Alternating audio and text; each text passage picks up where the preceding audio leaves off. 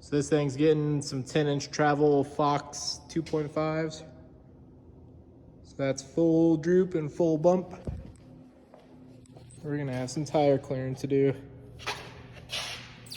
Customer wants to keep the fender flares, so he's kind of tapping himself out at a 38-inch tire.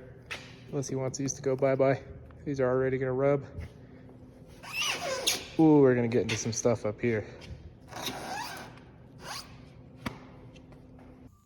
All right, guys, what's going on? I'm gonna do a quick little video for some how-to on TnT products. So let's say you got a Cherokee you're building. Say you might wanna put a really big Dana 60 in there and stuff some big tires. Cherokees have this big old lump. It looks a lot like this big old lump right here. You see that? So what's gonna happen, your tire is gonna become friends with that. And that's gonna limit your up travel. So what do? You cut it out and you leave it. No, just kidding. What you do is you cut it out, you get it prepped up. So you get everything going. You gotta take off the header panel, the fender, of course. You cut out this whole section. It's gonna look something like that sitting right here on the floor. Once you get done with that, you do some prepping, you do some cutting, some grinding, get everything ready. You gotta make sure you have room right here because you're gonna be putting in the new inner fender replacement right there. That's gonna look just like this. And boom, there you go. So get it tacked into place. I did a couple extra steps. I put some holes in here to do some little tack rosette welds, and that should work well. Got to get this prepped a little bit better before I final weld it, but basically solidifies everything. I think it's probably stronger than the factory structure. It definitely is thicker. I believe they use, feels like 14 or 16 gauge. So pretty beefy stuff, way easier to weld than the factory sheet metal. So yeah, let's get it welded up. So I don't know much about bodywork, but I decided it'd probably be a good idea to throw these all back on real quick, make sure everything fits before I weld these in. So got the fender thrown back on with just a couple of the little Torx heads holding it in. But man, look at all that room for activity. Heck yeah, I'm pumped. Yeah. Oops. All right, gonna take you through doing this side. So first, get the header panel off. There's 2 bolts there on each side, 4 across the top. Boom. Undo the bolts up here, 3 right here, 1 down here. You're gonna have to cut if you have sliders. Open the door, there's 1 here and 1 here. Okay, get that done. Say good boy to the dog. Set your camera down.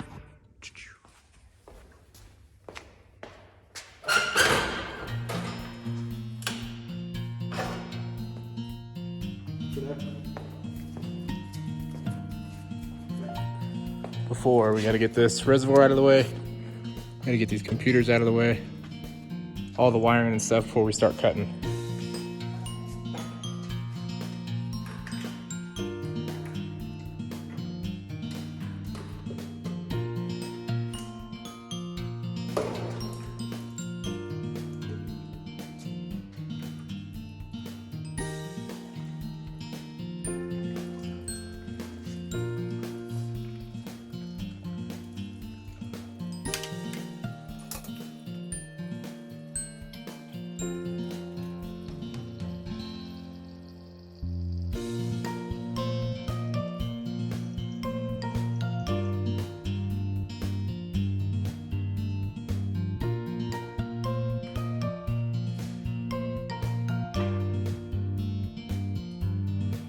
Straight, no, back, back, go, back.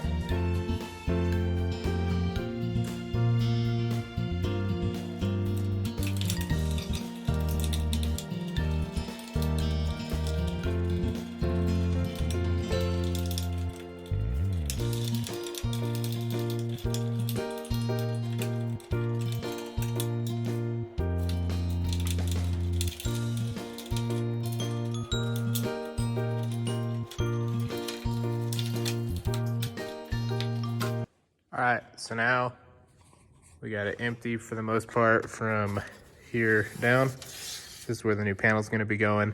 So we got to get this panel out. I haven't removed the radiator hose yet. I'm not sure if I'm going to have to. Next step is pretty much going to be finding the spot welds that hold this panel on right here and getting them gone. So there's a couple ways to do it. If you have a finger sander, like a finger belt sander, those work really well. If you have a spot weld cutter, those work really well. If you don't have either, a grinder and a drill bit will do the trick. So it's time to get to it.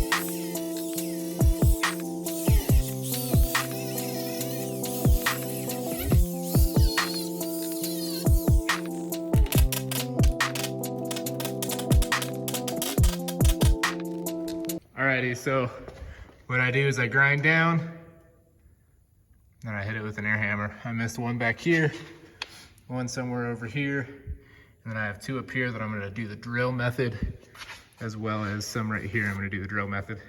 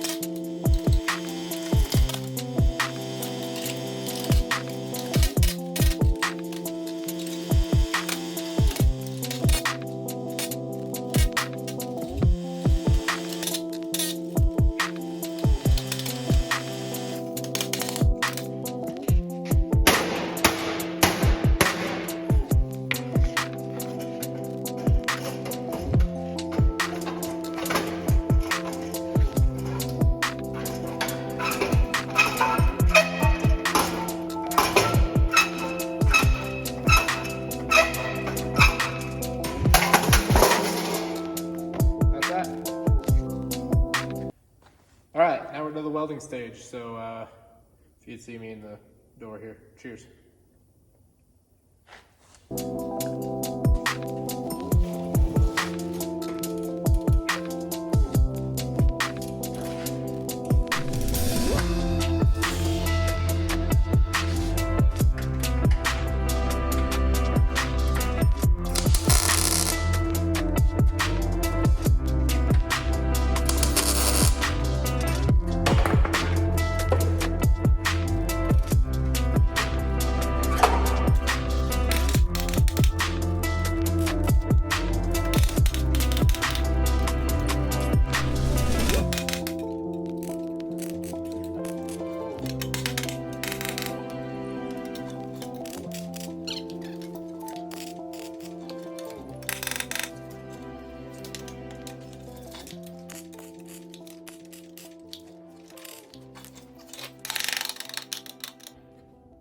Cherokee, guys, come on.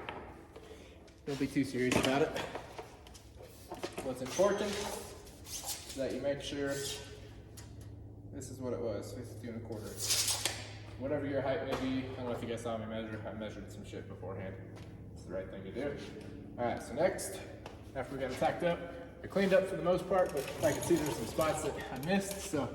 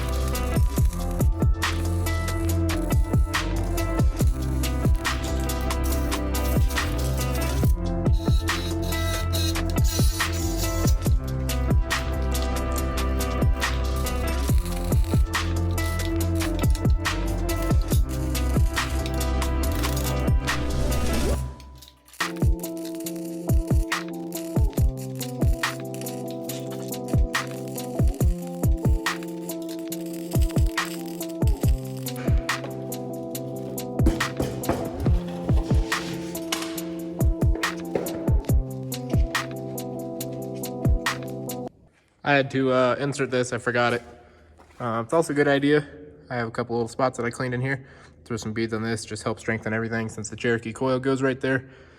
You know, all the weld, the better. I definitely think this stuff is a little bit stronger than what you would normally find. Crumpled up tin in front of a Cherokee. So whether you got in a wreck or you're building for some big tires, I think this is the way to go. Alrighty guys, so that's pretty much it. Now you just got to let it cool, get some paint on there, and start relocating all the stuff. You're gonna have to do something for your computer mount. Should just be able to drill and bolt that on there. Depending on what cold air intake you're running or intake you're running, you're gonna be able to either run that or modify it to work. On the other side, they send you a little bracket if you want to run a dry cell battery, like a AGM type battery up here. But you gotta remount your cruise control and a couple other little things. You're gonna be able to fit some sort of bottle in there since you got rid of your windshield washer bottle up here or outside of here. So something for that, and then you'll be on your way. You're gonna have a lot of room. So definitely a worthwhile job to do.